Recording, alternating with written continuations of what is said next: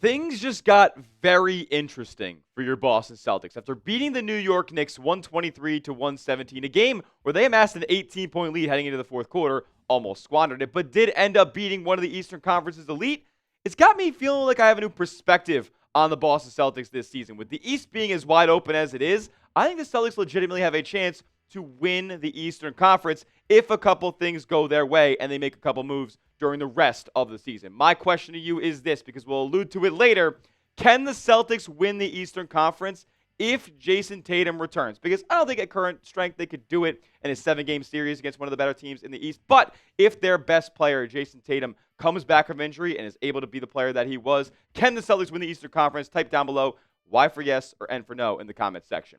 Because Boston has had some unlikely X factors so far this year that I think is really moving the needle. What did we need from Brad Stevens this offseason? We needed him to find cost-controlled, value contracts that complement Jason Tatum and Jaylen Brown, who are making over $100 million over the next 4 to 5 years. So they went out and made some signings on the margins. They brought in Luka Garza. They brought in Josh Minott, who we will talk about on today's show. But they also built through the draft as well. Hugo Gonzalez is making a couple of contributions. He played pretty well, made Cat kind of just not being his best state of mind last night. He was really ruffling Cat's feathers in that game. But also some players who have been in the development system for a few years now, and that's one Jordan Walsh. He closed the game again and played incredible basketball. Just has more effort than a lot of guys out there on the court, and it showed, man. Jaylen Brown did say, I'm starting to see Jordan play like a grown man. He started this game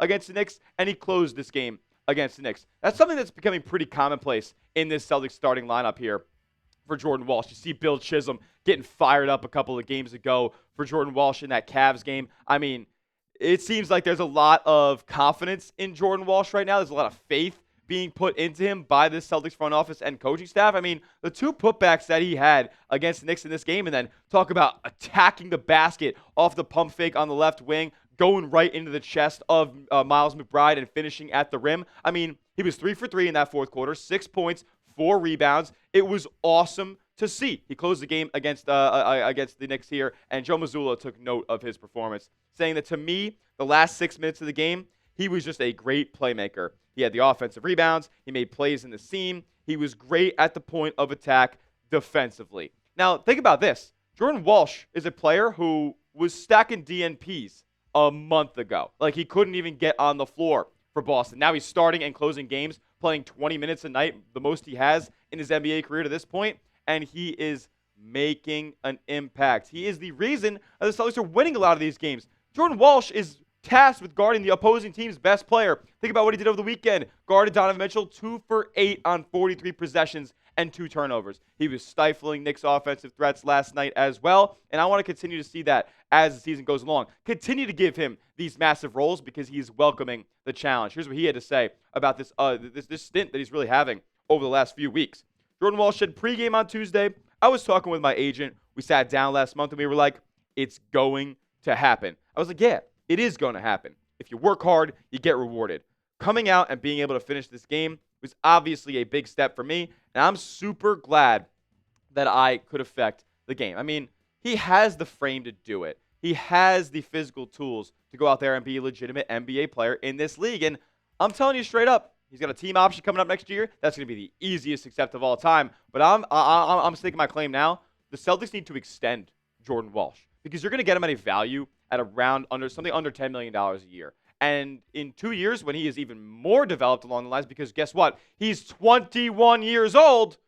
You're going to have one of the best contracts in all of basketball. So I'm super hyped up about Jordan Walsh's performance. I want to continue to see that because he's really moving the needle. He's one of these players on the margins that Brad Stevens needed for the Celtics to maintain their championship contending status. So if you're fired up about that win over the Knicks, and if you're fired up about Jordan Walsh's performance, not only last night, but over these last few weeks, go down below, hit that thumbs up icon, make it known, and like today's video.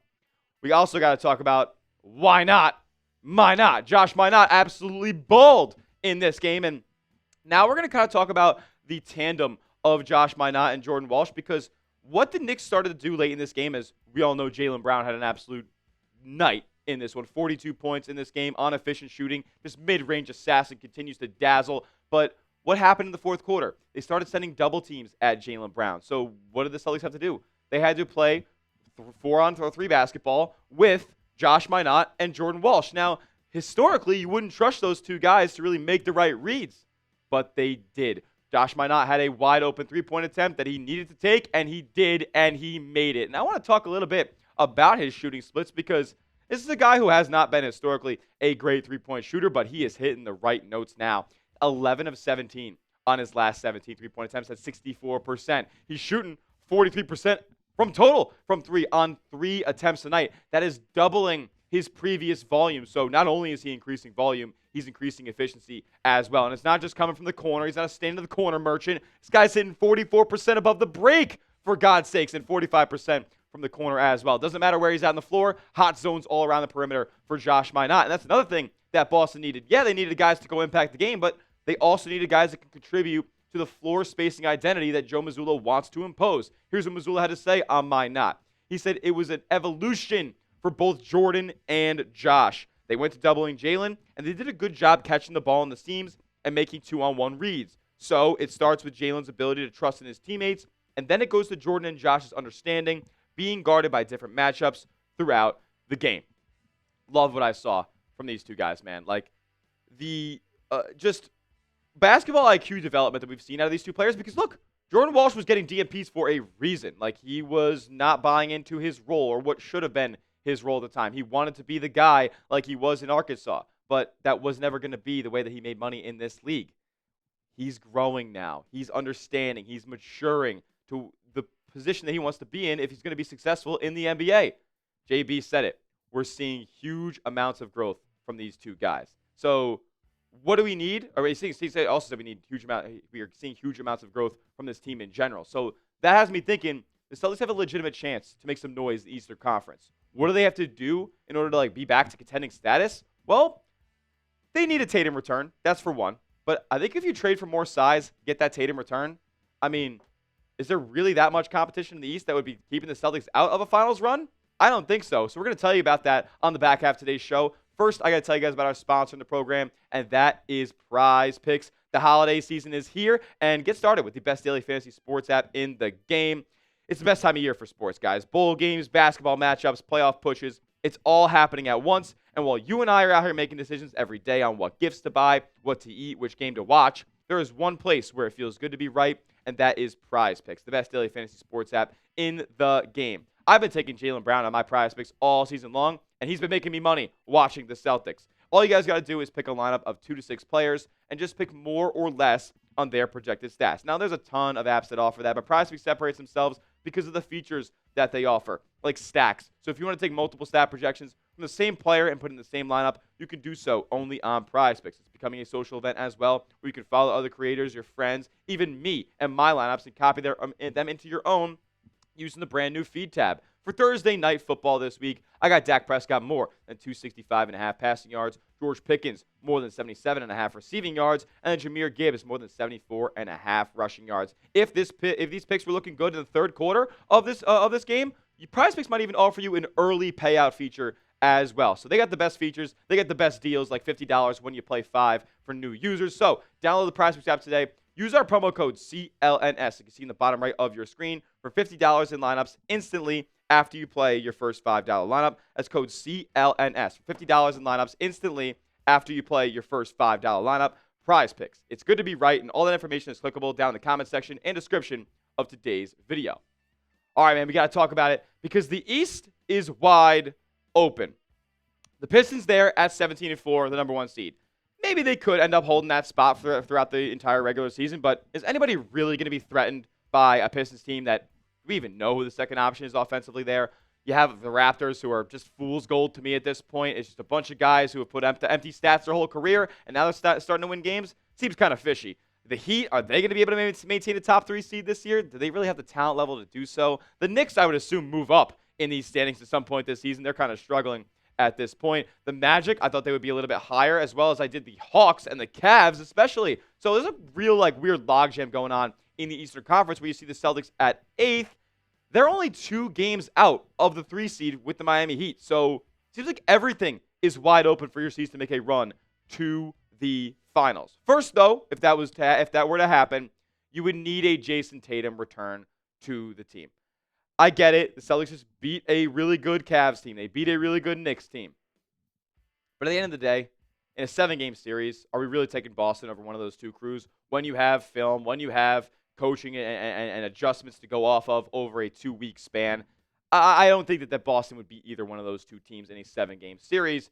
So you would actually need a Jason Tatum return in order to get them over the hump for that. That's easier said than done, but it's out there. He's making progress. He's working out. He's ramping up those workouts. We just saw him hit a sidestep 3. It looked pretty smooth to me. So if you get a Jason Tatum return at some point this season, maybe around the All-Star break or around March, and you're in a spot to make a playoff run, well, why don't they go out there and then make a run? Trade for a big. That's the next thing you got to do after you have an inclination that Jason Tatum is going to go out there and return this season. Because, look, if they didn't necessarily think they were going to make a run, well, they wouldn't necessarily need to go out there and trade for a big. They're going to go out there and try to trade Anfernee Simons for salary dumping, but they at least want to get some value back and at a position of need in a deal. So I have a dream trade idea for the Boston Celtics out there.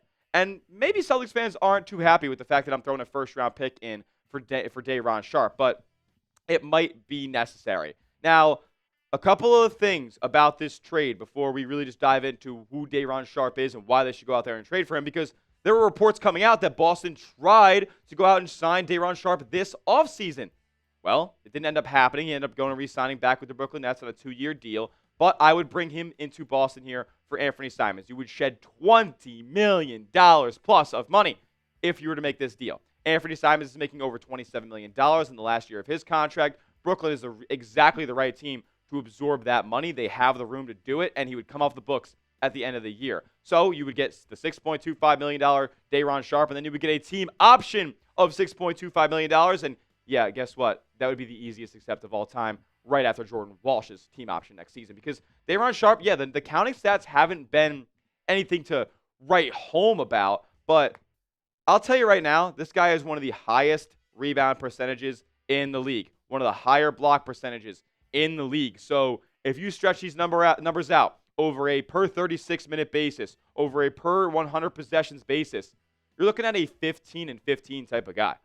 With the 100 possessions numbers were just out of pocket. I mean, he was averaging 19 and 17 per 100 possessions so far this year. Day'Ron Sharpe is literally the definition of a guy who just needs a bigger role. It's a logjam in the front court in Brooklyn right now. They have Nick Claxton making $25 million. They just brought in Danny Wolf as a first-round pick in the NBA draft at center. So how much room is there really for Day'Ron Sharpe to flourish with the Brooklyn Nets? I'll tell you right now, there's way more room for him to play big-time minutes and make a big-time impact with the Boston Celtics. He's an elite rim protector, elite shot blocker, and an elite rebounder as well. All things that the Boston Celtics need. Would you make this trade? Let me know down in the comment section. Type A for accept or type D for decline on if you would stake Day'Ron Sharpe for Anfernee Simons and a 2027 first-round pick.